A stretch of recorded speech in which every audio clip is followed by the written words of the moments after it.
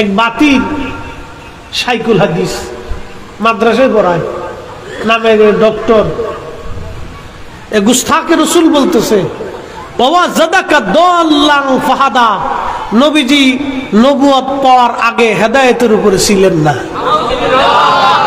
একসাথে একসাথে একসাথে এই জোরে বলেন, একসাথে বলেন। ঈমান ওর আছে, আছে। আয়াতিল উখরা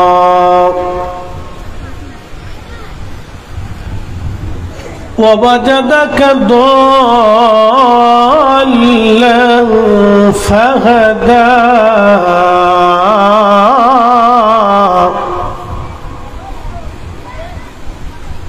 وفي آيات أخرى في شان حبيبه ومحبوبه ومعشوقه مخبرا وآمرا إن الله وملائكته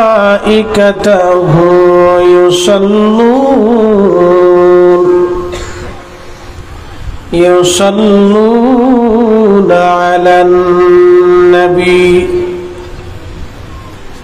يا أيها الذين آمنوا صلوا عليه وسلموا تسليما اللهم صل على سيدنا محمد وعلى آل سيدنا যখন তোমার ডাক পড়িবে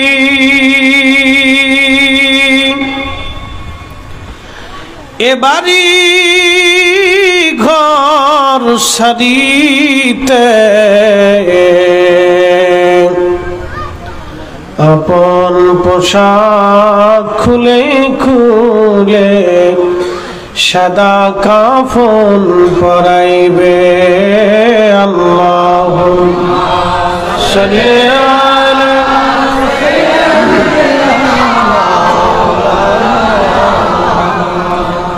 ওয়া আলা আলি সাইয়্যিদিনা মুহাম্মদ। কোথায় আছেন প্রাণের রাসূল, আপনি মোদের সারিয়া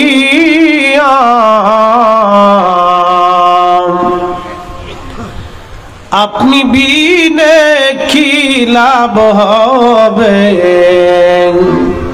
এ ধরাতে বাঁচিয়া আল্লাহুম্মা সাল্লি আলা মাশাআল্লাহ আল্লাহু আলা সাইয়্যিদিনা সালাতুন ইয়া রাসূলুল্লাহ আলাইকুম সালামুন ইয়া সালাতুন ইয়া রাসূলুল্লাহ সালামুন ইয়া খবর লাও ইয়া রাসূলুল্লাহ খবর লাও मेरे मौला मेरे आका खबर लो सलातुन या सलामुन या हबीबल्लाह। মনিবের শাহী দরবার শুকরিয়া করি হুজুর গৌসুল আজম মাইজ ভান্ডারী রহিমাহুল্লাহের আশিক হযরত হেদায়েত আলী মাইজ ভান্ডারী রাহিমাহুল্লাহের বার্ষিক কুরুশ শরীফ মোবারক মাহফিলে মোহাম্মদপুর পূর্বপাড়া একতা সুন্নি সংগঠন যুব সমাজ কর্তৃক আয়োজিত পঞ্চম আজমশের নুরানি মিলাদ মাহফিলের সম্মানিত উদ্বোধক মাওলানা দিদার ইসলাম মুনিরি সাহেব, সম্মানিত খতিব উত্তর বরমচরা বাইতুল নূর জামে মসজিদ আনোয়ারা। আজকে যিনি প্রধান বক্তা হযরতুল আল্লামা সৈয়দ আহমদুল হক মাইজ ভান্ডারী সাহেব মাদ্দাজিল্লাহুল আলী, খতিব হযরত শাহজাহান শাহ রহমতুল্লাহ আলাইহি, জামে মসজিদ মাদাম বিবির হাট সীতাকুণ্ড চট্টগ্রাম। মোহতারাম সভাপতি জনাব মাওলানা জাকারিয়া আল কাদরি সাহেব মাদ্দাজিল্লাহুল আলী, সম্মানিত খতিব মোহাম্মদপুর পূর্বপাড়া জরিফখা জামে মসজিদ আনোয়ারা চট্টগ্রাম।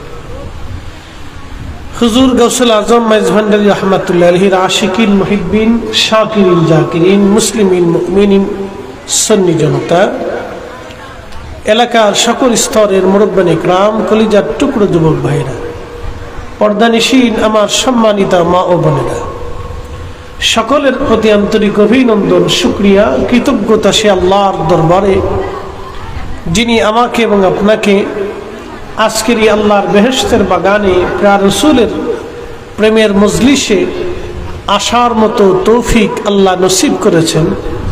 সেই জন্য মনিবের আসমানে আমরা একসাথে সকলে শুকরিয়া করে বলি আলহামদুলিল্লাহ। আরো শুকরিয়া করি সে আল্লাহর দরবারে যিনি সর্বশ্রেষ্ঠ রসুল, আকা নামদার, তাজদার মদিনা, নূরে মুজাসসাম, হাবিবুল্লাহ, প্যারা মেহবুব নবী,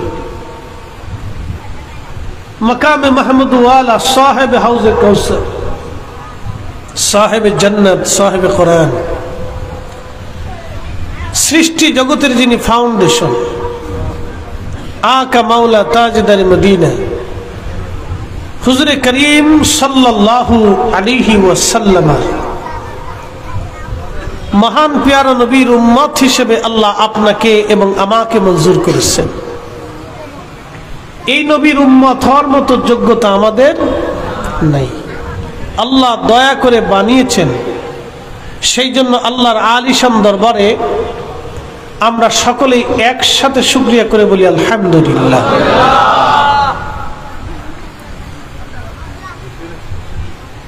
প্রিয় উপস্থিতি, আমি কোরআন শরীফ থেকে দুটি আয়াতে কারিমার তেলাওয়াত করেছি। একটা আয়াতের আংশিক করে আপনাদের সামনে উপস্থাপন করেছি। হাজরান মজলিস, সমস্ত নবীদের কালেমা ছিল লা ইলাহা ইল্লাল্লাহু মুহাম্মাদুর রাসূলুল্লাহ সাল্লাল্লাহু আলাইহি ওয়াসাল্লাম। সব নবীদের কালেমা এটা, মনোযোগ দিবেন। কিন্তু প্রত্যেক জমানায় সেই নবীদের উম্মতের কালেমা ছিল, যেমন আদম নবীর উম্মতের কালেমা ছিল লা ইলাহা ইল্লাল্লাহ, আদম সফিউল্লাহ। মুসা আলাইহিস সালাতুস সালামের উম্মতের কালেমা ছিল লা ইলাহা ইল্লাল্লাহ, মুসা কালিমুল্লাহ।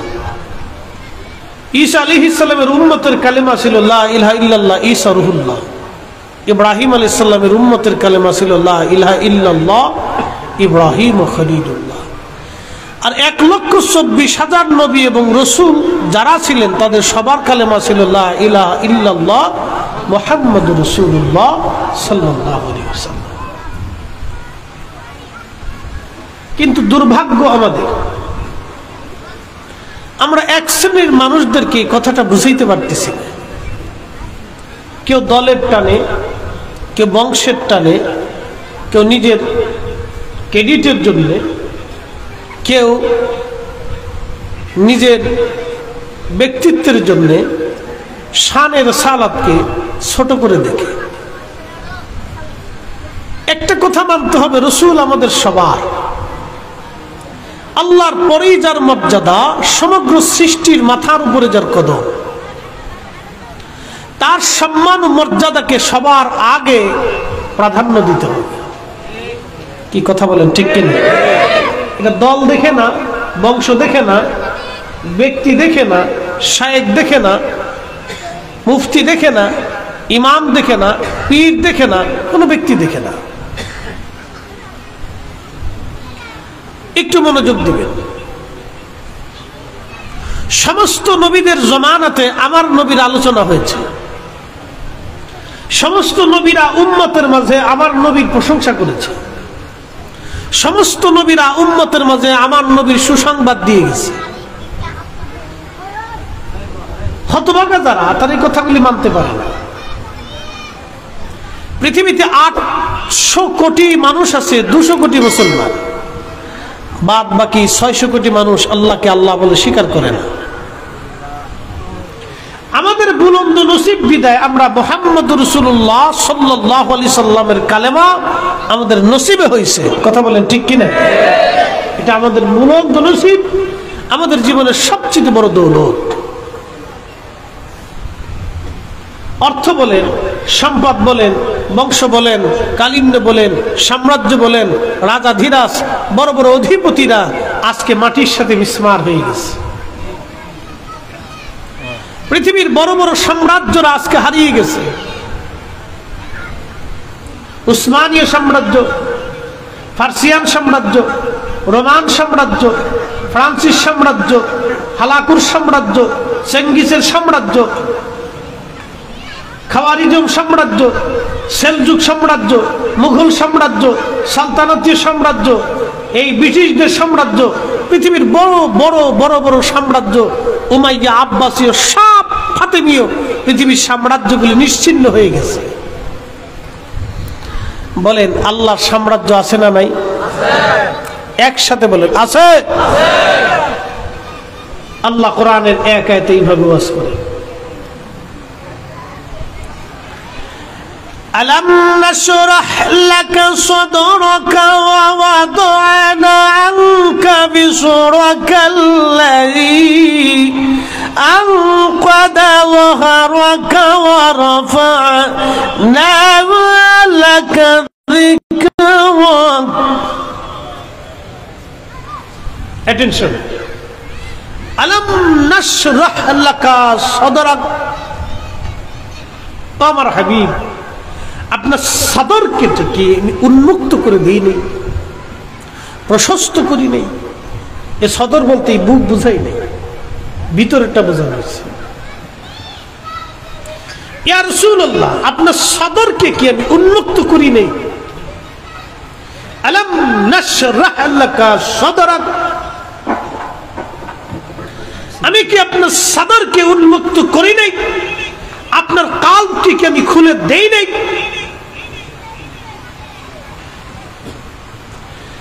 প্রিয় আনোয়ারাবাসী, এই জন্য হাবিবে কিবরিয়া রাসূল করিম সাল্লাল্লাহু আলাইহি ওয়াসাল্লাম আমার প্যারা নবী এক জায়গায় বসে আরশে মুআল্লা দেখতে পাইতেন, জান্নাত দেখতে পাইতেন, জাহান্নাম দেখতে পাইতেন। সৃষ্টির এমন কোন জায়গা নাই যেখানে আমার নবীর চক্ষু মুবারকের নজর পড়ে নাই। একবার জোরে বলা যাবে কি আল্লাহু আকবার। আলাম নাশরাহ লাকা সাদরাক, নবীজি আমি আপনার বক্ষকে সম্প্রসারণ করে দিয়েছি, আপনার সিনাটাকে উন্মুক্ত করে দিয়েছি। সহিহ বুখারীর কিতাবুস সালাত বাবু সালাতুল কুসুবের ভিতরে হাদিসে কারীম আসছে, আল্লাহর নবী সালাতুল কুসুবের নামাজ আদায় দাঁড়ায় গেলেন। সূর্যগ্রহণের নামাজে নবীজি দাঁড়ায় গেলেন, সূর্যগ্রহণের নামাজ। আল্লাহর হাবিব সূরা ফাতিহা শুনে সূরা বাকারা দিলেন, এরপরে দ্বিতীয় রাকাতে সূরা আল ইমরান দিলেন, লম্বা রুকু করলেন, লম্বা সিজদা করলেন। লম্বা রুকু লম্বা সিজদা দেওয়ার পরে আল্লাহর নবী রাহমাতুল লিল আলামিন নামাজ শেষ করার পরে নবীজি জায়নামাজ মুসল্লায় দাঁড়ায় গেলেন। মুসল্লায় দাঁড়ায়া আমার নবীজি আসমান জগতে হাত বাড়াই দিলেন। হঠাৎ করে হাত সরিয়ে নিয়ে আসছে, সাহাবীরা দেখে বলল, ইয়া রাসূলুল্লাহ, জীবনে কোনদিন এইরকম সালাত আপনার দেখি নাই। এত লম্বা সিজদা দিলেন, লম্বা রুকু করলেন, লম্বা সূরা ধরলেন, নামাজ শেষ করে আসমানে হাত বাড়িয়ে হঠাৎ করে হাত সরিয়ে নিয়ে আসলেন। হাকিকত বুঝলাম না। আল্লাহর নবী ডাক দিয়ে বলেন, সাহাবীরা রে, আমি আসমানে ওই জগতে আমি আল্লাহর জান্নাত দেখেছিলাম। খোদার জান্নাত দেখার পরে ওই জান্নাতের আঙ্গুর ফল আমি দেখেছিলাম। লোভনীয় জান্নাতের চমৎকার আঙ্গুর দেখে ওই আঙ্গুর আনার জন্য আমি নবীজি জান্নাতের মধ্যে হাত বাড়াই দিয়েছিলাম। একবার জোরে বলা যাবে কি সুবহানাল্লাহ।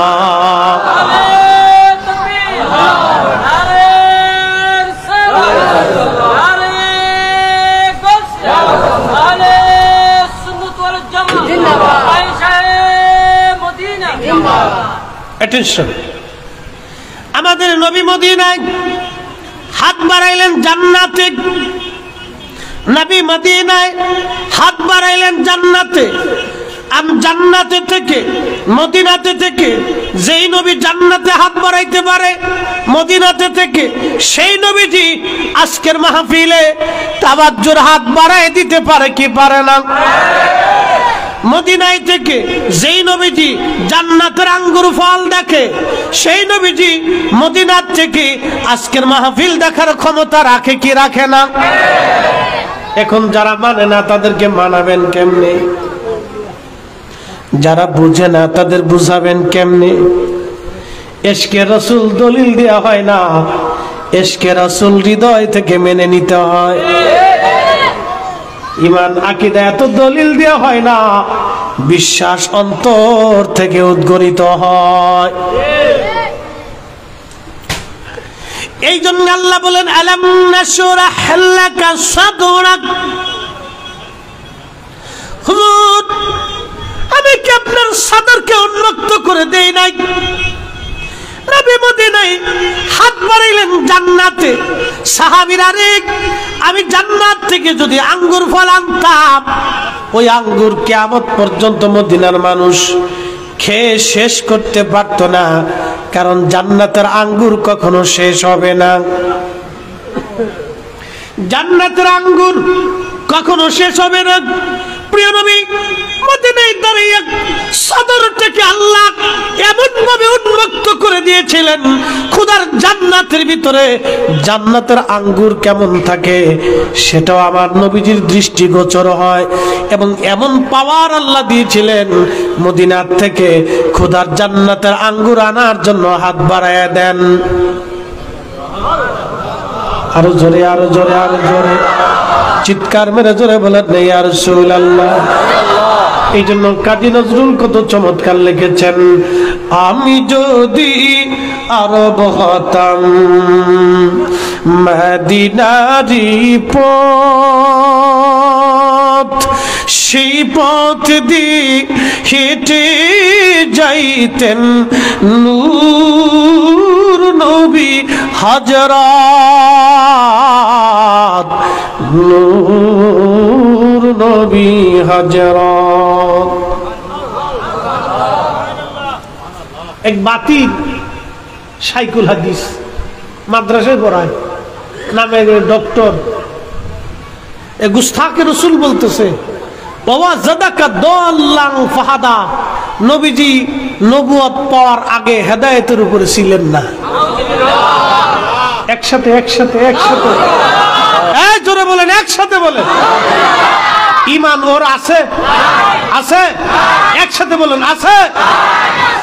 আমি দলিল দেব পরে, আগে কয়েকটা প্রশ্ন করি এই কথার উপরে।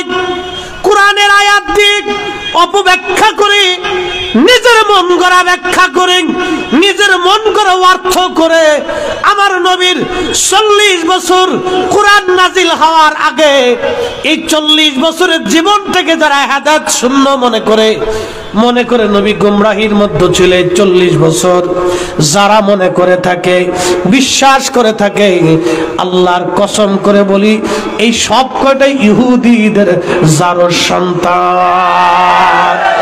এই কথা বলেন ঠিক কিনা? হাত উঁচা করে বলেন ঠিক কিনা? সব কয়টি ইহুদির জারর সন্তান। ও নিজের ঈমান নষ্ট, ওর মুরিদ, ওর ভক্ত, অনুরক্ত যাহা আছে সব কয়টির ঈমান নষ্ট হবে, কথা বিশ্বাস করুন। প্রশ্ন করে জবাব দিবেন। আল্লাহর নবী জন্ম পৃথিবীতে তশরিফ আনার পর থেকে কুরআন নাজিল হওয়ার আগ পর্যন্ত আমার নবী জীবনে একটা মিথ্যা কথা বলেছে? হ্যাঁ হ্যাঁ, জোরে বলেন, জোরে বলেন। একটা বারের জন্য কোন প্রতিমা, পাথর, গাছ, মাছ, কোনো কিছুর সামনে মাথা নত করেছে? একটা বারের জন্য কোন নারীর দিকে কুনজরে একটা মুহূর্তের জন্য ভুলেও তাকাইছে? নবীজির জীবনে একটা সময়ের জন্য 40 বছরে কোরআন নাজিল হওয়ার আগে একটা সময়ের জন্য একটা মুহূর্তের জন্য নবীর ভুল হয়েছে? নবীজির কোন ত্রুটি, খাতা, বিচ্যুতি, আইব, দোষ, ত্রুটি 40 বছরে কোরআন নাজিলের আগে একটা মুহূর্তের জন্য ছিল? জোরে বলেন, জোরে বলেন, জোরে বলেন, আরো জোরে বলেন, ছিল? তাহলে রাসূল ওয়াজাদাকা দাল্লান ফাহাদা, এই আয়াত দিয়ে বলা হচ্ছে আমার নবীর 40 বছরের আগে, কোরআন নাজিল হওয়ার আগে নবী হেদায়েতের উপরে ছিলেন না। আল্লাহ 40 বছর বয়সে তারা হেদায়েত দিয়েছেন। এই কথা যারা বলবে সব কয়টাই মিথ্যার মধ্যে এবং বদ আকীদার মধ্যে ডুবে আছে। হাজার বছর কালেমা হবে, জিকির হবে, তাহাজ্জুদের নামাজ হবে, মাকামে ইব্রাহিম হবে, কিন্তু জান্নাত হবে না। বুঝতে অসুবিধা? আরো বুঝে, কোরআন নাজিল হওয়ার আগে নবীজি জীবনে একটা মিথ্যা কথা বলেছে? একসাথে বলবেন, সাক্ষী দিতে হবে, কিন্তু এটি ঈমানের পরিচয়। নবীজি জীবনে একটা কখনো মিথ্যা বলেছে? কোন নারীর দিকে কুনজরে তাকিয়েছে? আল্লাহর নবীর চরিত্রের ভিতরে কোনো খাতা ছিল? নবীজি ভুলেও কখনো কাউকে ফাহিশা কথা বলেছে?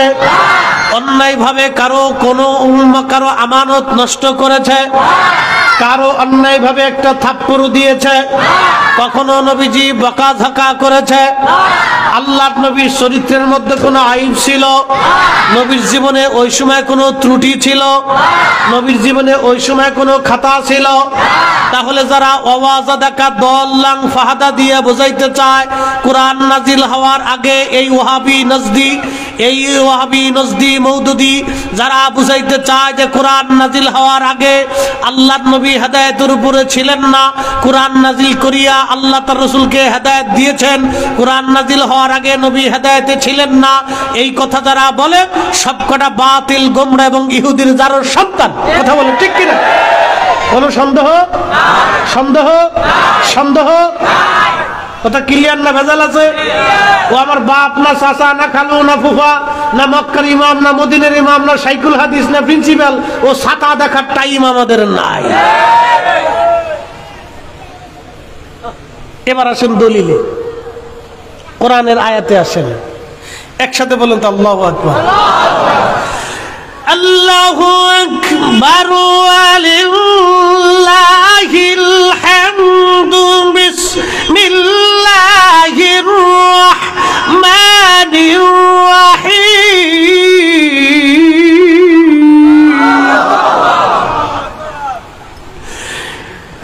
ইয়া আইয়ুহান নাবিয়্যু ইন্না আরসালনাকা শাহিদান ওয়া মুবাশশিরান ওয়া নাযীরান ওয়া দাঈয়ান ইলাল্লাহি বিইজনিহি ওয়া সিরাজাম মুনীরা।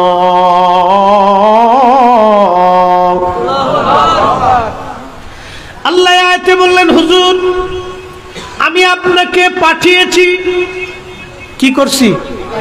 পাঠিয়েছি সর্বপ্রথম শাহিদ বানাইয়া, সাক্ষী বানাইয়া, ওয়া দাঈয়ান ইলাল্লাহি শাহিদাও ওয়া মুবাশশিরাও, 2 নম্বর মুবাশশির বানাইয়া, সুসংবাদকারী বানাইয়া, ওয়া নাযীরা, 3 নম্বর আমি আপনাকে পাঠাইলাম ভীতি প্রদর্শনকারী হিসেবে। 4 নম্বর ওয়া দাঈয়ান ইলাল্লাহি, আপনি আল্লাহর দিকে মানুষদেরকে ডাকবেন। 5 নম্বর ওয়া দাঈয়ান ইলাল্লাহি, এরপরে ওয়া বিইজনিহি ইলাল্লাহি বিইজনিহি ওয়া সিরাজাম মুনীরা, আপনি সিরাজাম মুনীর, উজ্জ্বল প্রদীপওয়ালা। এখন আপনাদেরকে প্রশ্ন করি, 40 বছরের আগে নবী উজ্জ্বল প্রদীপ ছিলেন না, 40 বছরের পরে উজ্জ্বল প্রদীপ হলেন, এই কথা কি কোরআনে লেখা আছে? নবী 40 বছর আগেও সিরাজাম মুনীরা, 40 বছরের পরেও সিরাজাম মুনীরা। কথা কন না কেন? কোরআন আল্লাহ বললেন, মাইয়ুতির রাসূল ফাকাদ আতা আল্লাহ। হাবিব আপনি বলে দেন, আপনাকে মানলে আল্লাহ মানা হয়ে যায়, আপনাকে মানলে আল্লাহ মানা হয়ে যায়, আপনার ইত্তেবা হলে আমি আল্লাহর ইত্তেবা হয়ে যায়। তাহলে বলেন এই কথাটা কি? আল্লাহ বলেছেন কি এখানে 40 বছর আগে মানা যাবে না, 40 বছরের পরে মানা লাগবে? হ্যাঁ, 40 বছরের আগেও মানতে হবে। এই জন্য আমার নবীজি ছিলেন আইব মুক্ত, ত্রুটি মুক্ত, খাতা মুক্ত। আমার নবী কখনো হেদায়েত শূন্য ছিলেন না, আল্লাহ কর্তৃক নিয়ন্ত্রিত ছিলেন। কথা কোন ঠিক কিনা? কে কর্তৃক নিয়ন্ত্রিত? আল্লাহ কর্তৃক। কিন্তু এই মওদুদির গোষ্ঠী ওয়াজাদাকা দাল্লান ফাহাদা, এই নজদির জাত এই আয়াতের অপব্যাখ্যা করে আমার রাসূলের ভুল ধারা ধরতে চায়। সবকটাই গুস্তাখের রাসূল, দুশমনের রাসূল। কথা বলেন ঠিক না? আমরা যখন বলি তখন আমরা হয়ে যাই মাজার পূজারি, পীর পূজারি, শিরকি, বেদাতি। তখন আমরা যত বেদাতি, শিরকি, মাজার পূজারি, পীর পূজারি আমরা সব ভণ্ড হয়ে গেছি, আর ওরা সব শুদ্ধ হয়ে গেছে। রোহিঙ্গা এসে আমরা কয় তোর এই দেশটা বেরোয় যা, এ দেশ আমাদের। বুঝতে পারছেন? এই দশা হয়েছে আমাদের। তাই উদর ফিন্ডি বুদুর ঘরে চুরি করছে একজন, সাফাইছে আরেকজনের ঘরের উপরে। বুঝতে কি কোনো অসুবিধা হয়? একসাথে বলি তো আল্লাহু আকবার। কোরআন থেকে আরো বলতেছি, আল্লাহর কোরআনে আল্লাহ বলতেছেন, কামা আরসালনা ফীকুম রাসূলাম মিনকুম ইয়াতলু আলাইকুম আয়াতিনা ওয়া ইউযাক্কিকুম ওয়া ইউআল্লিমুকুমুল কিতাবা ওয়াল হিকমাতা ওয়া ইউআল্লিমুকুম মা লাম তাকুনু তা'লামুন।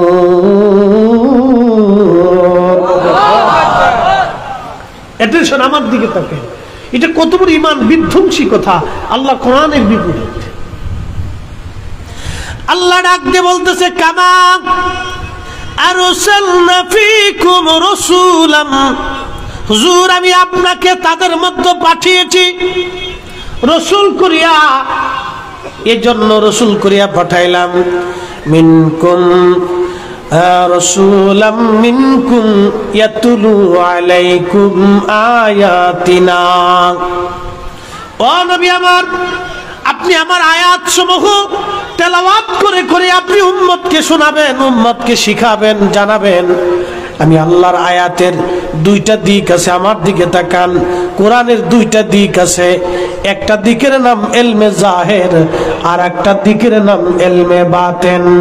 ইলমে জাহের শিখার জন্য জামিয়া আহমদিয়া সুন্নিয়া মাদ্রাসায় গেলে ইলমে জাহের শিখা যায়। শাহেনশাহে সিরিকুটের কাছে গেলে ইলমে বাতেন শিখা যায়। ইলমে জাহের শিখার জন্য জামিয়া আহমদিয়া গেলে ইলমে জাহের জানা যায়, আর হুজুর গাউসে মাইজ ভান্ডারীর কাছে গেলে ইলমে বাতেন জানা যায়। ইলমে জাহের শিখার জন্য ওই যে মিশর আল আজহার বিশ্ববিদ্যালয় গেলে ইলমে জাহের জানা যায়। আর হুজুর মুজাদ্দিদ আল ফিসানি, খাজা বাহাউদ্দিন নাশবন্দ বুখারী, খাজা মাইনুদ্দিন চিশতি আজমেরি সিন্ধরি, হুজুর গাউসে পাক মহিউদ্দিন আব্দুল কাদের জিলানীর বারগাহে গেলে, সিলসিলায় গেলে ইলমে বাতেন শিখা যায়। কথা বলেন ঠিক কিনা? কোরআনের কয়টা দিক? কামা আরসালনা ফীকুম রাসূলাম মিনকুম ইয়াতলু আলাইকুম আয়াতিনা। আজকে জুমার রজনী ভালো করে বুঝে যাবেন। কোরআনে আল্লাহ বলতেছে, হুজুর আপনি উম্মতকে আয়াতসমূহ তেলাওয়াত করে শোনাবেন, এরও বাহ্যিক রূপও জানাবেন, আভ্যন্তরীণটাও জানাবেন। এখন প্রশ্ন করি, জবাব দিবেন। আলিফ লাম মিম, আলিফ লাম রা, ইয়াসিন, তাহা, কাফ হা ইয়া আইন সাদ, নুন। আজ পর্যন্ত অর্থ কেউ করে দিতে পারছে? কিয়ামত পর্যন্ত কেউ করে দিতে পারবে? এর সাংকেতিক শব্দগুলি আল্লাহ জানতেন, নবী জানতেন, মাঝখানে জিবরাইলও জানতেন না। একসাথে বলবেন কিনা আল্লাহু আকবার। জিবরাইল এসে বলল, হুজুর আপনি পড়েন কাফ, নবী বলেন আলিমতু, ইয়া আলিমতু, সাত আলিমতু, ইয়া আইন আলিমতু। আল্লাহর নবীকে জিবরাইল ডাকতে বলতেছে, হুজুর কাইফা আলিমতু ওয়াল আলাম, আপনি কি করে জানেন অথচ আমি জানি না? নবী বলেন, জিবরাইল আমি নবী, শুধু আল্লাহ বলেছে যাও জিবরাইল বলে দাও আলিফ লাম মিম। বলার সঙ্গে সঙ্গে নবীর দরবারে খবর হয় আল্লাহ কি বলেছেন। আল্লাহ যাহা বলেছেন তাহা নবী জানে, আল্লাহ যাহা বললেন তাহা নবী জানে। এর হাকিকত জিবরাইলও জানে না, মিকাইলও জানে না, ইসরাফিলও জানে না, আহা আজরাইলও জানে না, কোন ফেরেশতা জানে না, কোন মানব জানে না, জিন জানে না, ফেরেশতা জানে না, সৃষ্টির কেউ জানে না। আল্লাহ জানে, নবী জানে, আল্লাহ জানে, নবী জানে। এজন্য সাহাবীরা বলতো আল্লাহু রাসূলুহু আলাম, আল্লাহ জানে, নবী জানে, আল্লাহু রাসূলুহু আলাম, আল্লাহ জানে, নবী জানে, আল্লাহু রাসূলুহু আলাম, আল্লাহ জানে, নবী জানে। অথচ নবীর 40 বছরের আগের বিষয়টাকে যারা বলবে নবী কোরআন নাজিল হওয়ার আগে হেদায়েতের মধ্যে ছিল না, সব কাটে ইহুদির দালাল। কোন সন্দেহ? কথা বোঝা যাইতেছে? কাজী নজরুলের জন্য চমৎকার লিখেছিলেন, আল্লাহকে যে পাইতে চায়, কষ্ট হয়? বোঝা যায়?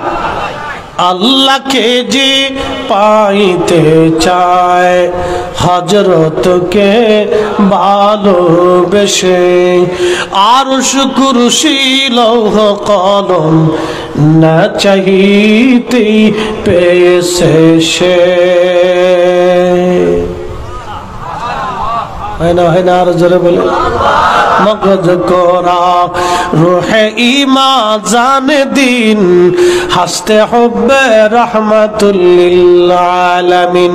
মগজ কোরা রুহে ইমা জানে দিন, হাসতে হবে রহমাতুল লিল আলামিন। কোরআনের মগজ বলো, ঈমানের রূহ বলো, ধর্মের প্রাণ বলো, সবকিছুর মূলে নবীর ভালোবাসা। নবীর ইশক যেখানে নাই কোরআনের তাফসীর সেখানে নাই, নবীর ইশক যেখানে নাই ঈমান সেখানে নাই, নবীর ইশক যেখানে নাই ধর্ম সেখানে নাই, নবীর প্রেম যেখানে নাই দ্বীন সেখানে নাই, নবীর ভালোবাসা যেখানে নাই ঈমান সেখানে নাই, নবীর ইশক মোহাব্বত যেখানে নাই কোরআনের তাফসীর সেখানে নাই। কোরআনের মগজ, ঈমানের রূহ, ধর্মের প্রাণ আমার নবীর ভালোবাসার মধ্যে নিহিত থাকে। ইশকে রাসূল যারা মানে না, ইশকে রাসূল যারা মানে না, ইশকে রাসূল যারা মানে না, সে মুসলমান হতে পারে নাই, মুসলমান হতে পারে নাই। এরপর আল্লাহ বলেন, কামা আরসালনা ফীকুম রাসূলাম মিনকুম ইয়াতলু আলাইকুম আয়াতিনা। আমার আয়াতসমূহ হাবিব আপনি দুইটা দিকে উম্মতকে জানাবেন, ওয়ায়ুযাক্কিকুম ওয়ায়ুআল্লিমুকুমুল কিতাবা ওয়াল হিকমাতা ওয়ায়ুআল্লিমুকুম মা লাম তাকুনু তা'লামুন।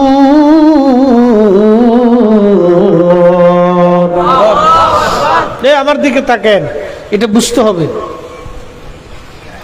এটা কঠিন পরিস্থিতির শিকার আজকে আমরা হচ্ছি। আপনি কল্পনা করতে পারবেন যে একজন শাইখুল হাদিস মাদ্রাসায় পড়ায়, নামের আগে ডক্টর। তামিলুল মিল্লাতের মতো একটা বিদ্যাপীঠের একজন মুহাদ্দিস, সে তাফসীর করতেছে রাসূল করিম 40 বছরের আগে হেদায়েত শূন্য ছিলেন। হায় হায়, লা হাওলা ওয়ালা কুওয়াতা ইল্লা বিল্লাহ। এই মাদ্রাসার শিক্ষকে যদি এটা ছাত্রদেরকে শিখায়, না শিক্ষকের ঈমান আছে না ছাত্রের ঈমান আছে। কি কথা কন না কেন? এই সমস্ত প্রতিষ্ঠান থেকে আমার দেশে যখন আলেম হয়ে বের হয়ে আসবে, তারা কোনো মাদ্রাসায় কোনো মসজিদ ইমামতি করবে, যখন তাফসীরে বসবে, তারা কি বলবে? জাতি তাদের কাছ থেকে কি শিখবে? মুসলিম তাদের কাছ থেকে ঈমানের কি শিখবে? যে রাসূলের ঈমান মানে না। কল্পনা করতে পারছেন আপনি কত বড় ঈমান বিধ্বংসী কথা, নাফরমানি কথা, কত বড় রাসূল করিমের সাথে বেয়াদবি! এটা আপনি ভাবলে অবাক হয়ে যেত। আল্লাহ কোরআনে বলতেছেন ওয়ায়ুযাক্কিকুম, হুজুর আপনি উম্মতকে পবিত্র বানাবেন। একসাথে বলবেন আল্লাহু আকবার। এটার নাম কি? পানি। এটার নাম কি? পানি। এখন এই পানি দিয়ে ওযু করলে ওযু হবে কিনা? জোরে বলেন। এখন এই পানির মধ্যে যদি 2 ফোঁটা পেশাব দিয়ে দেই, কারণ পানি নিজেই নাপাক হয়ে গেছে, সে অন্যকে আর পাক করতে পারবে না। কি কথা কোন ঠিক কিনা? এই পানিটা আমাকে পবিত্র করতে হলে পানিকে নিজেকে আগে পবিত্র থাকতে হবে, ঠিক কিনা? যখন এই পানির মধ্যে 1 ফোঁটা পেশাব চলে গেল, তখন এই পানি আর পানির জায়গা নাই, পানি নাপাক হয়ে গেল। এটা দিয়ে ওযু করেন আর গোসল করেন, কোনটাই হবে না। আল্লাহ বলেন ওয়ায়ুযাক্কিকুম, নবী আপনি পবিত্র করবেন উম্মতকে। আল্লাহু আকবার। নবী যদি পবিত্র না হন, তাহলে উম্মতকে পাক বানাবেন কেমনে? ঠিক আসতে বলেন, কে জোরে বলেন। আপনারা সাধারণ মানুষ, এই জন্য সাধারণ ভাষা দিয়ে আমি আপনাদেরকে বুঝাইতেছি। কোরআনের তাফসীর ওদেরকে শেখানোর দরকার, যে আমরাও তাফসীর পারি বেটা। আল্লাহ তার রাসূলকে বলতেছেন হুজুর ওয়ায়ুযাক্কিকুম, আপনি উম্মতকে পবিত্র করবেন। উম্মতকে পবিত্র বানানোর জন্য আপনাকে পাঠাইলাম। এখন প্রশ্ন, নবী যদি নিজেই পাক না হয়, নবী যদি নিজেই হেদায়েত শূন্য হয়, তাহলে উম্মতকে হেদায়েত কেমনে করবে? নবী যদি 40 বছর আগে হেদায়েত শূন্য থাকতেন, তাহলে অবশ্যই একটা বারের জন্য হলো ভুল হইতো। এই কথা কোন না, জোরে বলে। নবী যদি 40 বছর আগে হেদায়েত শূন্য হইতেন, কোরআন নাজিল হওয়ার আগে 40 বছরের নবী যদি হেদায়েত শূন্য হইতেন, উনি যদি গুমরাহির মধ্যে থাকতেন, তাহলে জেনা করতেন, না হয় মিথ্যা বলতেন, না কোনো নারীর দিকে তাকাইতেন, আর না হয় কোনো প্রতিমার সামনে মাথা নত করতেন, আর না হয় কোনো শিরিক করতেন, না জায়েজি কর্মকাণ্ড করতেন, খাতা করতেন, ত্রুটি করতেন, বিচ্যুতি করতেন। 40 বছরের আগে নবীর কোনো ত্রুটি ছিল না, আইব ছিল না, বিচ্যুতি ছিল না, খাতা ছিল না, দোষ ছিল না, অপরাধ ছিল না, গুনাহ ছিল না, একবারে পবিত্র, পাক ও সাফ। এত পাক যে আল্লাহ বলে দিয়েছেন, হাবিব আপনি শুধু পাক না, উম্মতকে পাক বানানোর জন্য আপনাকে পাঠিয়েছি। আপনি তো পাকই পাক, উম্মতকে পাক বানানোর জন্য পাঠিয়েছি। যে রাসূল 40 বছর আগে পরে সব সময়ের জন্য আল্লাহ কর্তৃক পবিত্র, 40 বছরের আগে নবী হেদায়েত শূন্য ছিলেন, এই কথা যারা বলবে, আল্লাহর কসম করে বলি, ওটা গোমরা হয়ে গেছে, ওটা নাফরমান হয়েছে। নতুন করে তওবা করে মুসলমান হতে হবে।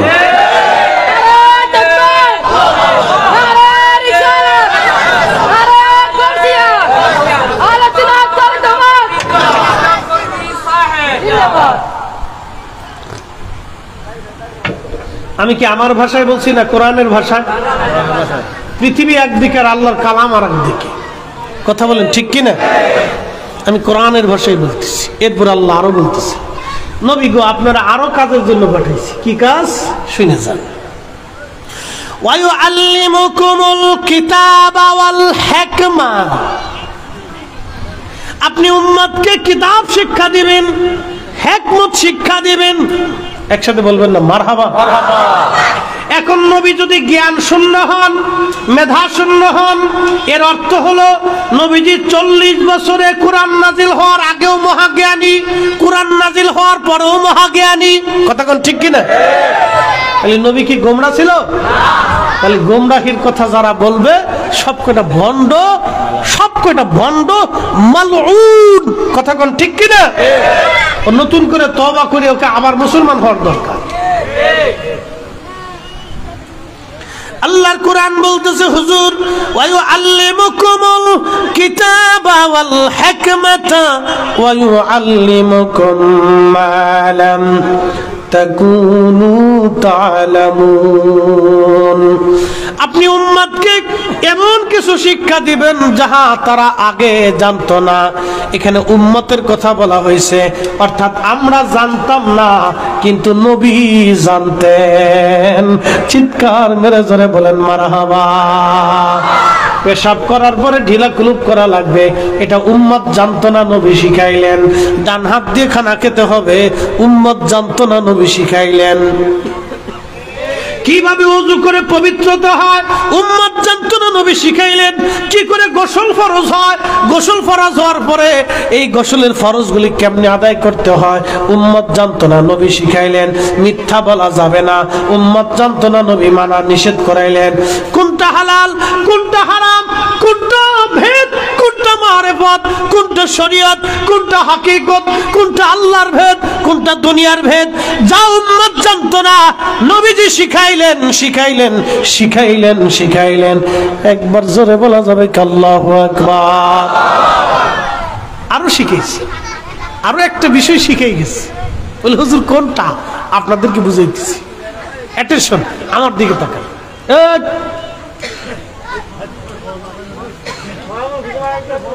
বিরাট বড় মুসল্লি দে, তোরা যদি ওয়াজ করস তাহলে আমি আর দরকারটা কি? তোরা এই জায়গায় সব কটা এসে ওয়াজ কর না, এটা ফাঁকা ফাঁকা বসে দেন, ফাঁকা ফাঁকা।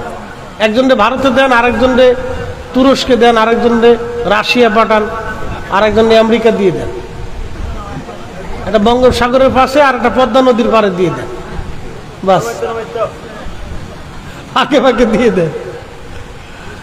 না মুসল্লি এগুলো রাখা লাগবে তো, কারণ ওরা আজকে শুনবে কালকে শুনবে, ওরা শুনতে শুনতে একদিন ওরাই মাহফিল দিবে, আমরা কবরে চলে যাব। আর তিফলু রিজালুল মুস্তাকবির, আজকে শিশু আগামী ভবিষ্যৎ, ওদের শিখার দরকার। সুন্নিয়ত টিকাইতে হলে আমাদের পরবর্তী প্রজন্মকে সুন্নিয়ত ঈমান আকীদা শিখাই যেতে হবে, ঠিক কি না? আমাদের সন্তানদেরকে দর্শের পর দর্শ দিয়ে যেতে হবে, নাহলে আপনি নিজেও জানেন না আপনার ছেলে ওহাবি হয়ে গেছে, নজদি হয়ে গেছে। প্রিয় উপস্থিতি, খুবই মনোযোগ দিয়ে শুনে যাবেন। বলে হুজুর আরো কি শিখাইলেন? ওয়া ইউআল্লিমুকুমুল কিতাবা ওয়াল হিকমাতা ওয়া ইউআল্লিমুকুম মা লাম তাকুনু তা'লামুন। নবী গো, আপনি উম্মতকে তাহা শিখাবেন যাহা উম্মত জানতো না। শরীয়তের সব কিছু নবীজি পুঙ্খানুপুঙ্খভাবে শিখিয়ে গেলেন। অ্যাটেনশন, আমার দিকে তাকাবেন। শুধু শরীয়ত নবীজি শিক্ষা দিয়ে যান নাই, ইলমে মারিফত নবীজি শিক্ষা দিয়ে গেলেন। বলবেন হুজুর সেটা কেমন? আমি আপনাদেরকে বুঝাই দিয়ে যাই। আল্লামা ইমাম আবুল ফারাজ ইবনুল জৌজি 900 বছর আগে একটা কিতাব লিখলেন, কিতাবের নাম উয়ুনুল হিকায়াত। এই কিতাবের মধ্যে একটা ঘটনা লিখেছেন। হযরত ওমর রাদিয়াল্লাহু আনহুর জামানাতে মিশর দখল হলো। মিশর যিনি দখল করলেন হযরত আমর ইবনুল আস রাদিয়াল্লাহু আনহু। তিনি মিশর দখল করলেন, মুসলিম সেনাপতি। মিশর দখল করার পরে মিশরীয়দের একটা বদ আকীদা ছিল, বদ সিস্টেম ছিল। প্রত্যেক বছরে নীল নদে পানির জোয়ার আসতো, প্রত্যেক বছরে নীল নদের পানির জোয়ার আসতো। কিন্তু জোয়ার আনার জন্য তারা একটা জাহিলিয়াত প্রথা তারা করেছিল। প্রত্যেক বছরে নীল নদের জোয়ার আনার জন্য একটা ষোড়শী সুন্দরী রূপসী কন্যা কুমারী মেয়েকে তারা নিয়ে নীল নদের পাড়ে নিয়ে তারা জবাই দিত। সুন্দরী কুমারী মেয়ে, নিরাপরাধ নিষ্পাপ একটা মেয়েকে নিয়ে ওই নীল নদের পাড়ে নিয়ে তারা জবাই দিত। তার রক্তগুলি গড়ায়া গড়ায়া নীল নদের পানির মধ্যে যখন যাইতো, তখন নীল নদের জোয়ার আসতো। কি নির্মম একটা প্রথা, কি কঠিন প্রথা। প্রত্যেক বছর লটারি করে তারা মেয়েদেরকে নির্বাচন করত।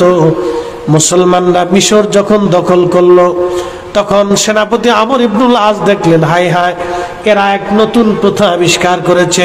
প্রত্যেক বছরই সুন্দরী কুমারী মেয়েকে তারা জবাই দেয়। ওই রক্তগুলি পানির সাথে যখন মিশে যায়, তখনই নীল নদের মধ্যে জোয়ার আসে। সেনাপতি আমর ইবনুল আস দৌড়ায় যাইয়া মিশরীয়দেরকে বলেন, মিশরিয়ারে তোমরা থামো, আমরা মুসলমান এই জমিন অধিকার করেছি, এখন আর তোমাদের আইন দেশে চলবে না। মুসলমানদের কোরআনের আইন এবং নবীর সুন্নতের আইনে জমিনে চলবে। আল্লাহর কোরআনের আইন, প্যারা নবীর সুন্নতের আইনে জমিনে চলবে। তোমরা যে কুমারী নারীকে নির্মম ভাবে নীল নদের পারে তোমরা হত্যা করো, আজকে থেকে এটা আর করা যাবে না। মিশরীয়রা বলল, হ্যাঁ ঠিক আছে, আমরা সেটা মেনে নিলাম বটে, কিন্তু নীল নদের জোয়ার আগে আইনা দাও। আমরা তো কুমারী নারী হত্যা করে জোয়ার আনাই, তাহলে তোমরা কুমারী নারী হত্যা না করে জোয়ার আনাই দাও, পানি এনে দাও, আমরা তোমাদের আইন মেনে নেব। আমর ইবনুল আস চিন্তায় পড়ে গেলেন যে এই পানি তাহলে কিভাবে আনা। তো উনি চিঠি লিখলেন আমিরুল মুমিনিন হযরত ওমর রাদিয়াল্লাহু আনহুর কাছে। চিঠি লিখে বলেন, আমিরুল মুমিনিন খলিফাতুল মুসলিমিন ওমর, নতুন একটা ফিতনার মধ্যে পড়ে গেলাম। মিশরীয়দের আদত অভ্যাস হলো নীল নদের জোয়ার আনার জন্য প্রত্যেক বছরে তারা একটা কুমারী সুন্দরী নারীকে হত্যা করে এবং জবাই করে। এই রক্তগুলি গড়াইয়া নীল নদের পানির মধ্যে পড়ার পরে পানির জোয়ার আসে। আমরা মুসলমান মিশর দখল করেছি, আল্লাহর আইন নবীর তরিকা চালু করেছি। এখন এই মিশরের জমিনে আমি আসার পরে বাধা প্রয়োগ করার পরে তাদের শর্ত হলো, নীল নদের পানি যদি আমরা এনে দিতে পারি, এই কুমারী মেয়েকে হত্যার হত্যা ছাড়া, তার রক্ত ছাড়া যদি পানি এনে দিতে পারি, জোয়ার এনে দিতে পারি, তাহলে তারা আর এই কুমারী নারী হত্যা করবে না, আল্লাহর আইন মেনে নেবে। এখন আমি কি করব? হযরত ওমরের হাতে চিঠিখানা চলে গেল। হযরত ওমর রাদিয়াল্লাহু আনহু আর একটা চিঠি লিখলেন। চিঠির মধ্যে লেখা, ওহে নীলনদ, তুমি যদি আল্লাহর হুকুমে প্রবাহিত হও, তা আমি খলিফাতুল মুসলিমিন আমিরুল মুমিনিন ওমর বলতেছি, তুমি আল্লাহর হুকুমে আবার প্রবাহিত হও। আর তুমি যদি আল্লাহর হুকুমে প্রবাহিত না হও, নিজের হুকুমে নিজের ইচ্ছায় প্রবাহিত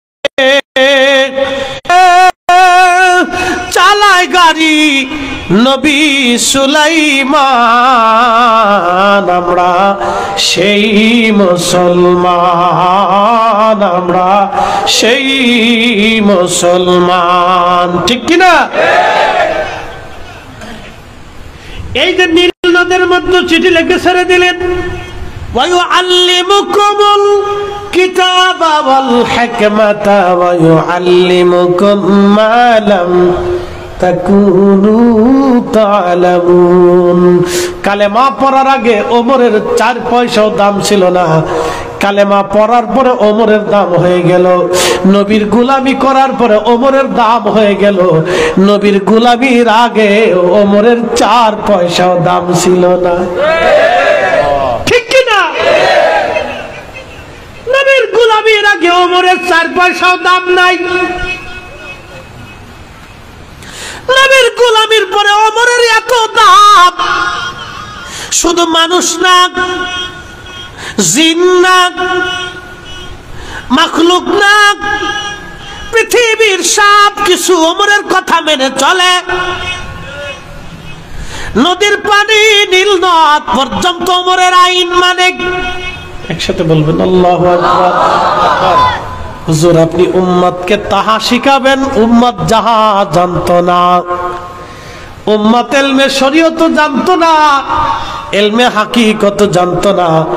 হযরত ওমর এমন ইলমে হাকিকত জানলেন যে চিঠি লিখে পাঠাইলেন নীল নদে। সেনাপতি আমর ইবনুল আস চিঠিখানা নিয়ে তিনি নীল নদের মধ্যে ছেড়ে দিয়ে আসলেন। আল্লাহু আকবার। আজ 1400 বছর পার হয়, একটা দিনের জন্য দ্বিতীয়বার কোন নারীর জীবন দিতে হয় নাই। ওই যে জোয়ার আসলো, প্রত্যেক বছর এমনিতে জোয়ার এসে যায়, নতুন করে জোয়ার আনার জন্য ঢোল করে পিটানো লাগে না। একবার জোরে বলা যাবে কি আল্লাহু আকবার? না না হয় না, আরো জোরে বলেন আল্লাহু আকবার। নতুন করে জোয়ার আনার জন্য কোন নারী হত্যা করা লাগে না, রক্ত দেওয়া লাগে না, নতুন করে আর কাউকে বলা লাগে না। একবার ওমর বলে দিয়েছে, নবীর গোলামি যখন ওমর করেছে তখন ভিন্ন ওমর হলো। নবীর গোলামির আগে ওমরের ভিন্নতা ছিল একরকম, নবীর গোলামির পরে হযরত ওমরের ভিন্নতা হয়ে গেল ভিন্ন রকম। ওমর হয়ে গেল ভিন্ন রকম, নবীর গোলামির আগে ওমর ছিল একরকম, নবীর গোলামির পরে ওমর হয়ে গেল ভিন্ন রকম। এই জন্য আল্লাহ বলেন, হাবিব আপনি উম্মতকে তাহা শিখাবেন যাহা উম্মত জানতো না, আপনি সেই বিদ্যা উম্মতকে শিখায় আসবেন। আরো জোরে বলেন। চিন্তা করেন, আমার রাসূল করিমের শান যদি আমরা কোরআন থেকে বলি তো সারা রাত্র শেষ হয়ে যাবে। কথাখান ঠিক কিনা? আচ্ছা, এখন প্রশ্ন করি, জবাব দিবেন। আর একটা প্রশ্ন আছে, জবাব দিয়ে যাবেন। ওমা আরসালনাকা ইল্লা রাহমাতাল লিল আলামিন।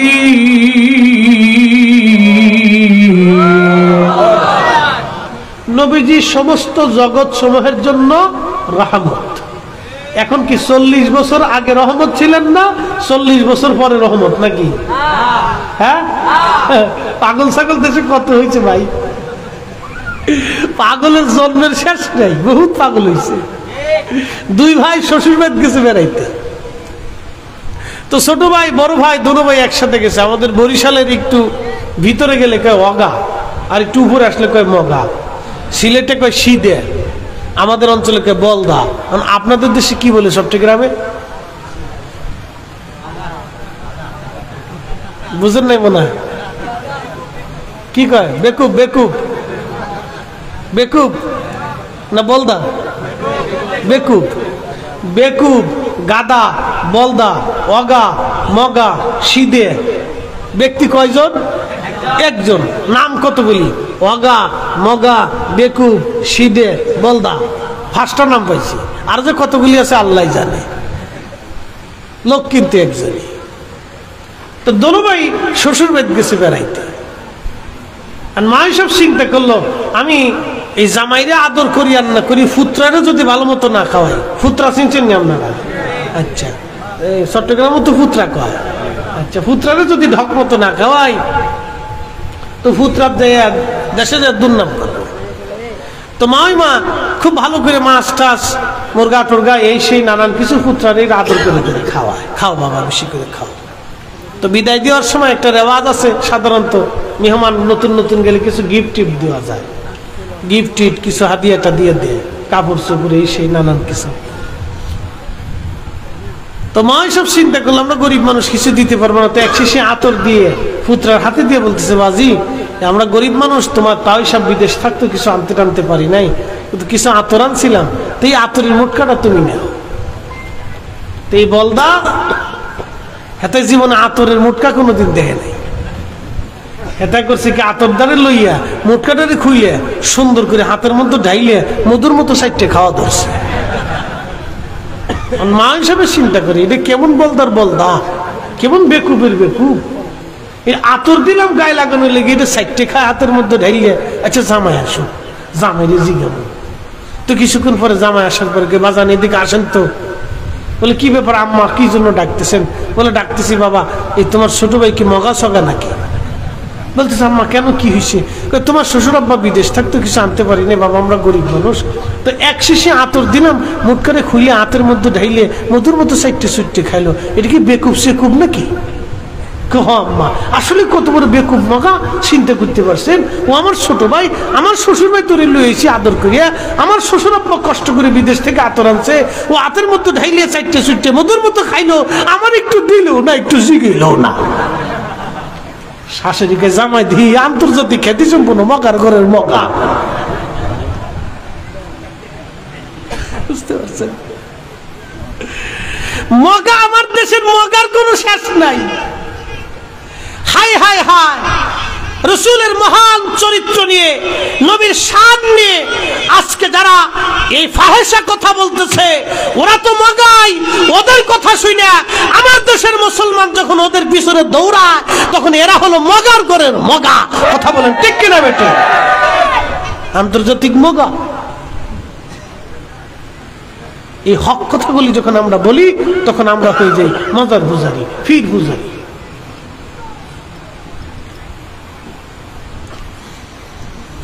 চট্টগ্রামবাসী,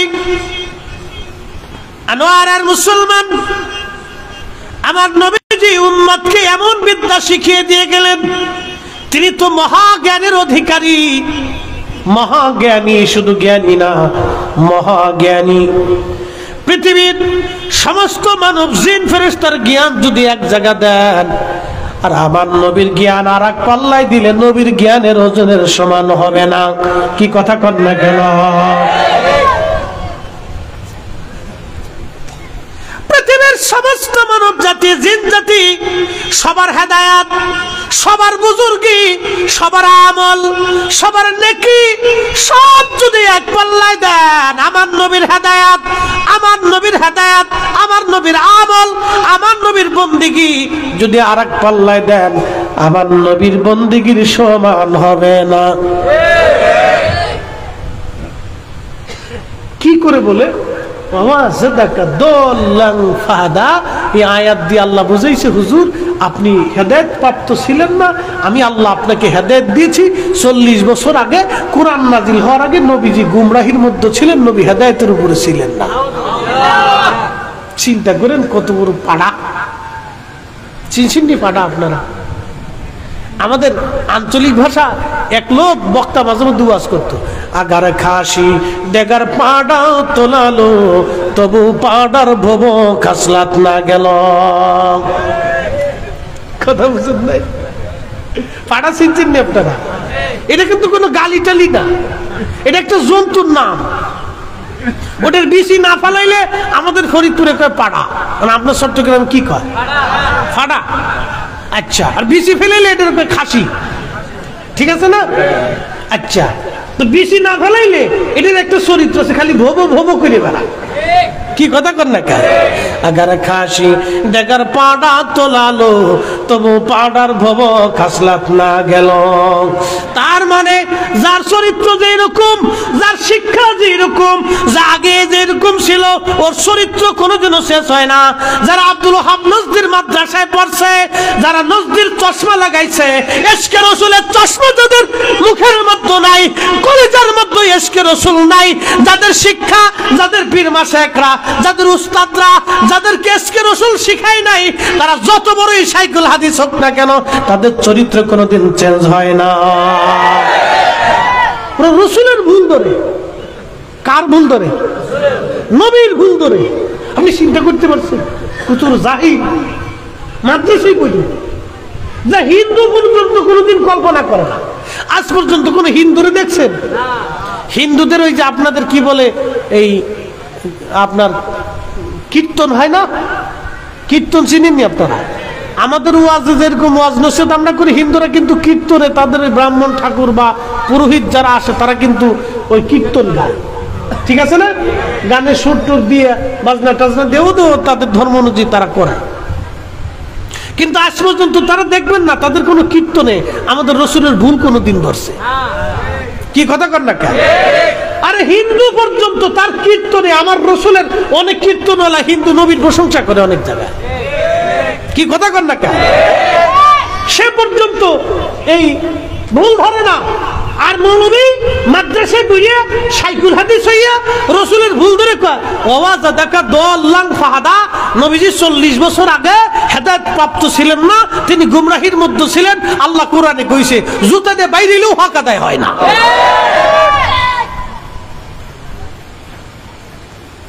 লা হাওলা ওয়ালা কুওয়াতা ইল্লা বিল্লাহিল আলিয়্যিল আযীম। মুসলমানের ঈমানকে কিভাবে চুষে চুষে নিয়ে যাচ্ছে বাপ। আজ কঠিন পরিস্থিতির শিকার আমরা হয়ে গেছি। আহা, শিক্ষক, জাতির শিক্ষক যদি ভুল করে তাহলে এটা বড় কঠিন অবস্থা। আপনি মাদ্রাসা স্কুলে দিয়েছেন আপনার মেয়েকে এই কি আদব লেহাজ কায়দা কানুন শিক্ষা দীক্ষা শিখার জন্য।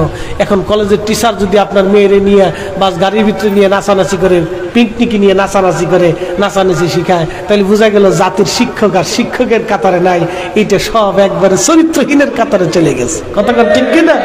হ্যাঁ, বুঝতে যাবে।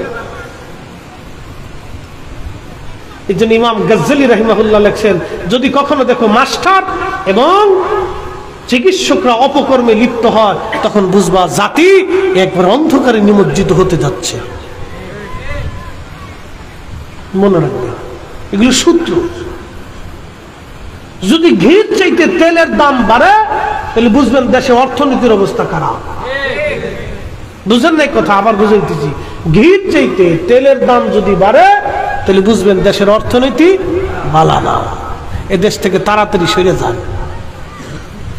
আর যদি মনে করেন যে না, ঘির দাম কমে গেছে, তেলের দামে ঘির দাম পাওয়া যায়, এটাই তো ভালো, তাহলে বুঝবেন আর কিছুদিন অপেক্ষা করে না খেয়ে মরতে হবে। প্রিয় মুসলমান, যেই দলের ভিতরে আকীদা হলো তাদের মৌলবীরাই ঠিক, আমার নবীর ভুল ছিল, সেই দল আর দল আছে? তার ইসলামী দল বলা যায়? বোঝা গেল সে তেলের চাইতে, ঘির চাইতে তেলের দাম বাড়াই দিছে, আতরের চাইতে পায়খানার দাম বাড়াই দিছে। কথা বুঝেন নাই মনে হয়? যদি আতরের চাইতে পায়খানাকে বেশি প্রাধান্য দেয় তাহলে বুঝবেন এটা কুত্তার দরজায় চলে গেছে, ওটার মানুষের দরজায় না, এটা কুকুরের দরজায় চলে গেছে। বুঝতে পারছেন? মেন্টালিটি সমস্যা। নবীর চাইতে যখন শাইখের মর্যাদা বেশি দিবে তখন বুঝবেন সে আর ইসলামী দলের ভিতরে নাই। ওটাই আতরের চাইতে পায়খানাকে বেশি মর্যাদা দিলে যা হয়, রাসূলের চাইতে শাইখের মর্যাদা দিলে তাই হয়। কথা কোন ঠিক না বেটি?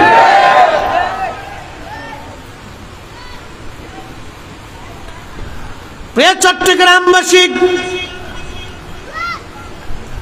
আল্লাহ নবী উম্মতকে আরো কি শিখাইলেন আমি আপনাদের সামনে প্রকাশ করতেছি, মনোযোগ দেন।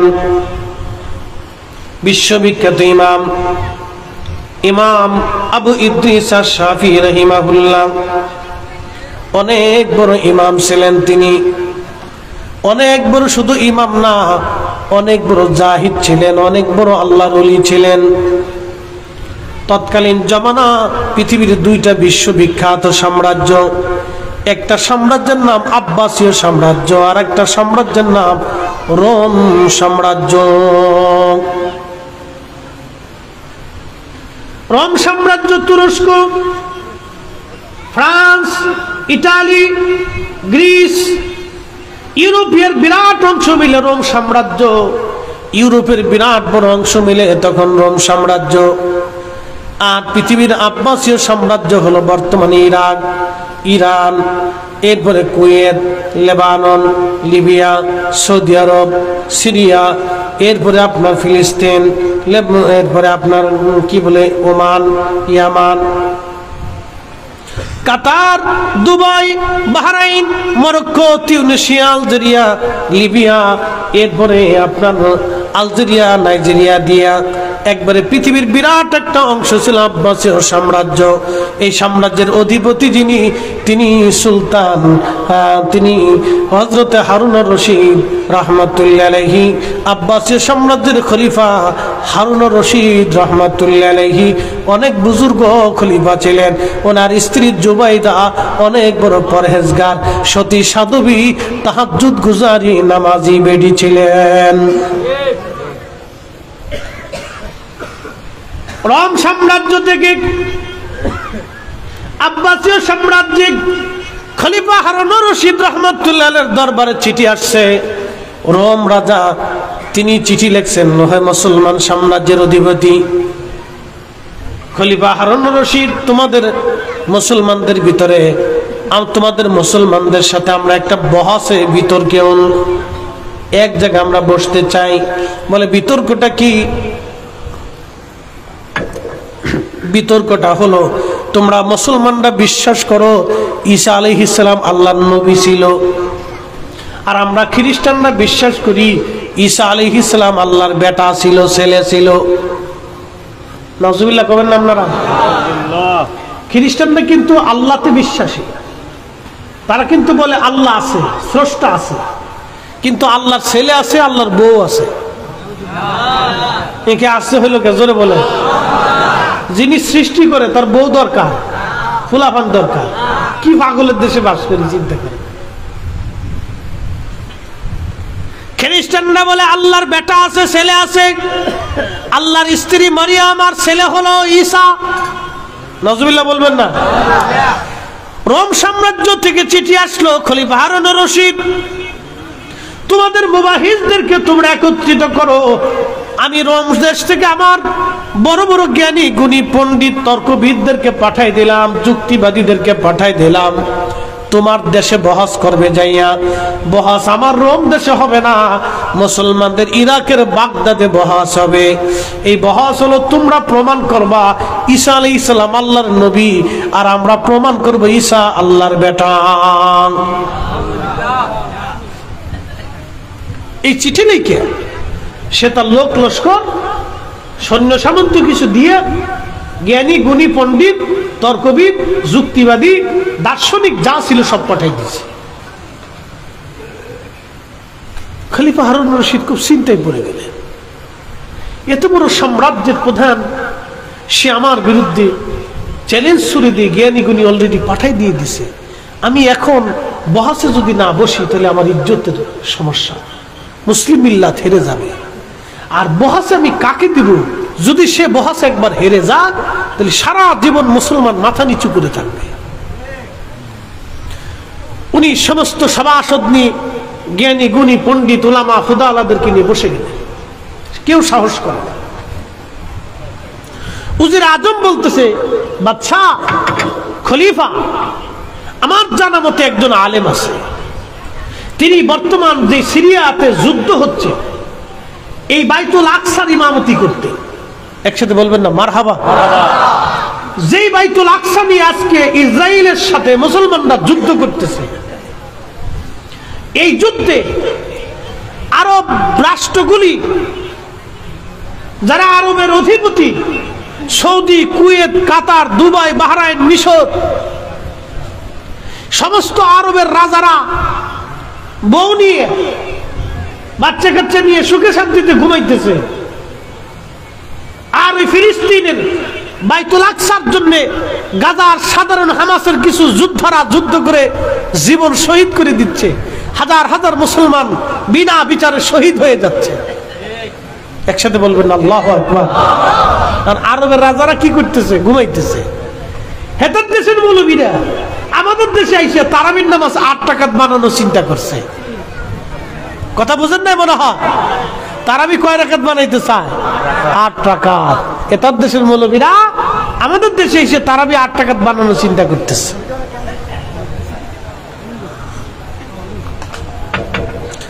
হেতার দেশের মৌলবীরা আমরা দেশে আইসে তারাবির নামাজ 8 টাকাত বানানোর চেষ্টা করতেছে। ইতিমধ্যে আমাদের মধ্যে এসে উপস্থিত হয়েছে আমরা উপজেলা ইউপি নির্বাচনের সম্মানিত পদপ্রার্থী জনাব মোহাম্মদ কাজী মোহাম্মদ মুজাম্মেল হক আমাদের মধ্যে এসে উপস্থিত হয়েছেন। ওনাদের জনাবকে আজকে মাহফিলের পক্ষ থেকে মুবারকবাদ জ্ঞাপন করতেছি।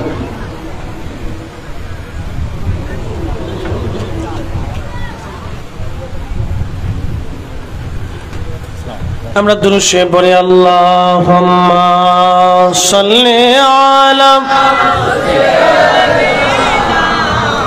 মাওলানা মুহাম্মদ ওয়া আলা আলি সাইয়্যিদিনা লানা সালাতুন ইয়া রাসূলুল্লাহ আলাইকুম সালামুন ইয়া নবী আহা জোরে বলেন সালাতুন ইয়া রাসূলুল্লাহ আলাইকুম সালামুন ইয়া খলিফা হারুনুর রশিদ খুবই চিন্তিত। সভাসদদের ভিতরে উজির আজম ডাক দিয়ে বললেন, খলিফা, বাইতুল আকসাতে ফিলিস্তিনের জমিনে একজন আলেম আছে, তার নাম ইমাম আবু ইদ্রিস আশ-শাফিঈ। অনেক বড় আলেম, অনেক বড় আবেদ, অনেক বড় আল্লাহর ওলি, অনেক বড় মুহাদ্দিস। ওনাকে মুবাহিসের প্রধান দায়িত্ব দিয়ে দেন। রোম সাম্রাজ্য থেকে আসা বিরাট বড় বড় পণ্ডিত, তর্কবিদ, দার্শনিক, তাদের সাথে উনি বহাস করবে। খলিফা বললেন, দ্রুত গতিতে হুজুরের জন্য চিঠি লেখো। চিঠি লিখলেন। চিঠিখানা দ্রুত গতিতে ফিলিস্তিনে পৌঁছাও। বাগদাদ থেকে, সুদূর বাগদাদ থেকে ফিলিস্তিন বহু দূরের রাস্তা। আপনারা জানেন বর্তমান ইরান, ইরানের পার্শ্ববর্তী দেশের নাম হলো ইরাক। ইরাকের বাগদাদ ছিল তখনকার খেলাফতের রাজধানী। ইরান থেকে ঘন্টায় 2000 কিলোমিটার গতিতে যদি একটা ক্ষেপণাস্ত্র ইসরায়েলে মারা হয়, তো অন্তত মিনিমাম হলো ইরান থেকে ইসরায়েলে পৌঁছতে 1 ঘন্টা সময়ের দরকার হয়। মিনিমাম 1 ঘন্টা লাগে। সেই দিন খলিফাতুল মুসলিমিন হারুনুর রশিদ রাহমাতুল্লাহি আলাইহি চিঠিখানা পাঠাইলেন ইরাকের বাগদাদ থেকে বর্তমান ফিলিস্তিনে বাইতুল আকসায়। চিঠির মধ্যে লেখা, হুজুর, আমি ইরাকের খলিফা, মুসলিম মিল্লাতের খলিফা হারুনুর রশিদ রোম দেশ থেকে চিঠি দিয়ে আর মুবাহিস দিয়ে খ্রিস্টানরা তাদের তর্কবিদ দার্শনিকদেরকে পাঠায় দিচ্ছে ইরাকের বাগদাদে। বহসের বিষয় হলো মুসলমানরা প্রমাণ করবে ঈসা আলাইহিস সালাম আল্লাহর বেটা, ঈসা আলাইহিস সালাম আল্লাহর নবী, আর খ্রিস্টানরা প্রমাণ করবে ঈসা আলাইহিস সালাম আল্লাহর ছেলে। এখন প্রধান মুবাহিস হিসেবে আমি আপনাকে চাই, এই বহসে যদি মুসলমান হেরে যায়, কিয়ামত পর্যন্ত মুসলমান খ্রিস্টানদের কাছে মাথা নত করে থাকবে। হুজুর, আপনি দ্রুত গতিতে রাজি হবেন এবং ইরাকে চলে আসবেন। চিঠিখানা পাওয়ার পরে আর দেরি করবেন না। চিঠিখানা যাওয়ার পরে হযরত ইমাম আবু ইদ্রিস আশ-শাফিঈ রাহিমাহুল্লাহ তিনি রাজি হয়ে গেলেন। রাজি হয়ে যাওয়ার পরে তিনি চিঠি লিখে বললেন, আমিরুল মুমিনিন, আপনি সময়টা ধার্য করবেন জোহরের নামাজের পরে, আর স্থানটা হবে দজলা নদীর পারে। বহসের জায়গা হবে দজলা নদীর তীরে, সময়টা হবে জোহরের নামাজের পরে। আমি ইমাম আবু ইদ্রিস আশ-শাফিঈ বহসের জন্য প্রস্তুত। আপনি দ্রুত গতিতে বহসের ইন্তজাম করেন, আমি আসবো বহস করার জন্য। ইরাকের বাগদাদে খ্রিস্টান মিশনারিরাও চলে আসলো। আর এদিকে হযরত ইমাম আবু ইদ্রিস আশ-শাফিঈ সুদূর ফিলিস্তিন থেকে হেঁটে হেঁটে হেঁটে হেঁটে ইরাকের বাগদাদে উপস্থিত হলেন। বহসের 3 তারিখের দিন ইমাম আবু ইদ্রিস আশ-শাফিঈ উপস্থিত হলেন জোহরের নামাজের পরপর। দজলা নদীর তীরে লক্ষ লক্ষ মানুষ আসছে বহস দেখার জন্য। রাজ দরবারের বড় বড় জ্ঞানী গুণী পণ্ডিত এবং খলিফা হারুনুর রশিদ ওই মঞ্চের উপরে নিজে আজ উপস্থিত বহস দেখার জন্য। ইমাম আবু ইদ্রিস আশ-শাফিঈ বহস করার জন্য স্টেজে ওঠার আগে বলেন, খলিফা,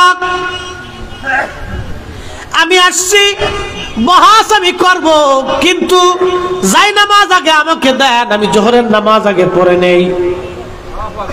আহা, জায়নামাজ নিয়ে ইমাম আবু ইদ্রিস আশ-শাফিঈ বহস করার আগে জায়নামাজ খানা দজলা নদীর মধ্যে বিছাই দিলেন পানির উপরে।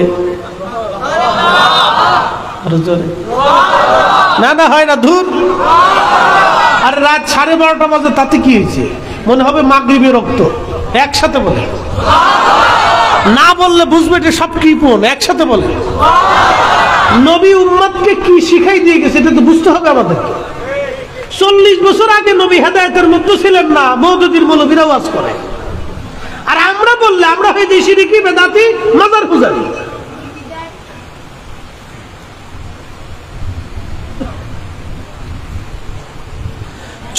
বছর আগে নবী হেদায়েতে ছিলেন না। ছি ছি ছি, যে মুসলমানের ভাষা হতে পারে? আল্লাহর কোরআন বলতেছে ওয়া ইউআল্লিমুকুমুল কিতাবা ওয়াল হিকমাতা ওয়া ইউআল্লিমুকুম মা লাম তাকুনু তা'লামুন। নবী উম্মতকে তাহা শিক্ষা দিবেন যা উম্মত জানতো না। যে বিদ্যা উম্মত জানে না সেই বিদ্যা নবী উম্মতকে শিখাবে। সেই জন্য আপনাকে দুনিয়ার মধ্যে পাঠাইছি। 40 বছর আগেও না, পরেও না, কোন সময়ের জন্য নবী হেদায়েত ছাড়া ছিলেন না। নবী আল্লাহ কর্তৃক পরিচালিত ছিলেন। যারা বলবে 40 বছর আগে নবী হেদায়েতের মধ্যে ছিল না, সব কয়টা ইহুদির দালাল। সন্দেহ? আমার বাপ হলো, চাচা হলো, খালা হলো, মামু হলো। অ্যাটেনশন, ঘটনাটা বলবো। জি, একটা মিনিট, কয়টা মিনিট শেষ করতে দেন, একটু বসতে দেন, 5টা মিনিট একটু শুনুক, শেষ করে আমি দিয়ে তো খুব মনোযোগ। ইমাম আবু ইদ্রিস আশ-শাফি বললেন জায়নামাজটা দেন। মারহাবা কর। পানির উপরে বিছাই দিলেন জায়নামাজ, দজলা নদীর উপরে জায়নামাজ বিছাইয়া ইমাম আবু ইদ্রিস আশ-শাফি জায়নামাজে দাঁড়ায় গেলেন। দজলা নদীর মাঝখানে যাইয়া পুরা যোহরের নামাজ পানির উপরে জায়নামাজ বিছাইয়া আদায় করলেন। না না, হয় না, আরো জোরে, আরো জোরে, আরো জোরে বলেন আল্লাহু আকবার। পাওয়ার আসেনি, মুসলমানের পাওয়ার আসেনি। তেলের গাড়ি তেলে চলে, হাওয়ার গাড়ি হাওয়ায় উড়ে, বিনা তেলে চালায় গাড়ি নবী সুলাইমান। আমরা সেই মুসলমান, আমরা সেই মুসলমান। আরো জোরে, আরো জোরে। এটা রাসূল শিখিয়ে দিয়ে গেছে উম্মাহ। এই বিদ্যা পৃথিবীর কোন মাদ্রাসায় নাই, পৃথিবীর কোন মহাবিদ্যালয়, অক্সফোর্ড, হার্ভার্ড, আল আজহার, মক্কা, মদিনা, পৃথিবীর কোন বিশ্ববিদ্যালয়, ঢাকা ইউনিভার্সিটি, দিল্লি, পৃথিবীর কোন ইউনিভার্সিটিতে এই বিদ্যা পাবেন না। এই বিদ্যা পেতে হলে আল্লাহর ওলিদের দরসে বসতে হবে। কথা বলেন ঠিক কিনা? বিদ্যা আল্লাহ নবী উম্মতকে শিখিয়ে দিয়েছে। সেই রাসূল 40 বছর আগে, কোরআন নাযিলের আগে হেদায়েতের মধ্যে ছিলেন না।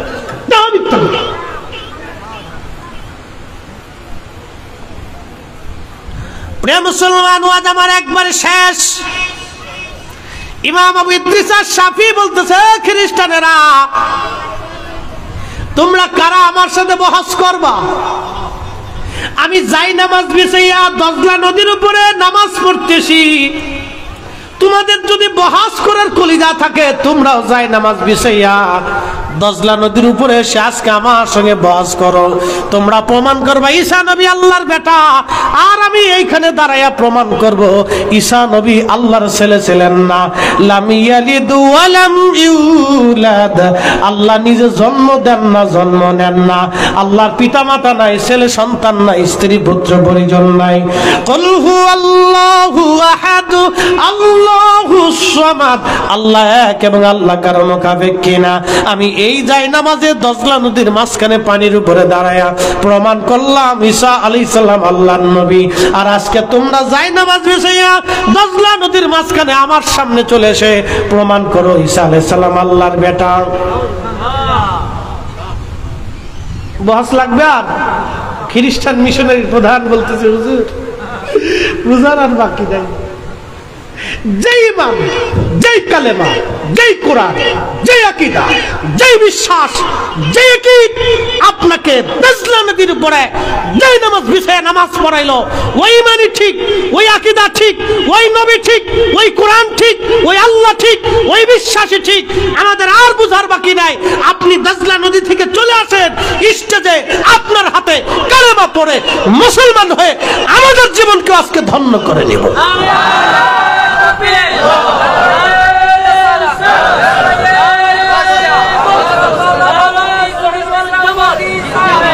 তাহলে সুন্নাত আহলে সুন্নাত ওয়াল জামাত হক না বাতিল? এই একসাথে বলবেন, হক না বাতিল? জোরে বলেন, হক না বাতিল? এটা সাহাবায়ে কেরামের জামাত, এটা রাসূলের জামাত, এটা আউলিয়া কেরামের জামাত, কাদেরিয়া, চিশতিয়া, নকশবন্দিয়া, মুজাদ্দিদিয়া, হানাফি, শাফি, মালিকি, হাম্বলি আহলে সুন্নাত ওয়াল জামাতের আকীদার মধ্যে ছিল। এই আকীদার বাহিরে যারা যাবে সব বেদাতি, বেদাতি, বেদাতি, ভণ্ড, জাহিল। কথা বলেন ঠিক না? ওয়াজ শেষ, বুঝলে বুঝপাতা, নাইলে তেজপাতা। মেহমান আসছে, কথা বলবে, দোয়া দিবে, এরপর আমরা মিলাদ শরীফ পড়বো, আপনাদেরকে নিয়ে দোয়া করব। আল্লাহ আমাদের বুঝার তৌফিক দিক, বলে না আমিন। এতক্ষণ যা বললাম শ্রোতা বক্তা সবাইকে এর উপরে দায়েম কায়েম থাকার তৌফিক নসিব করুন, বলে না আমিন।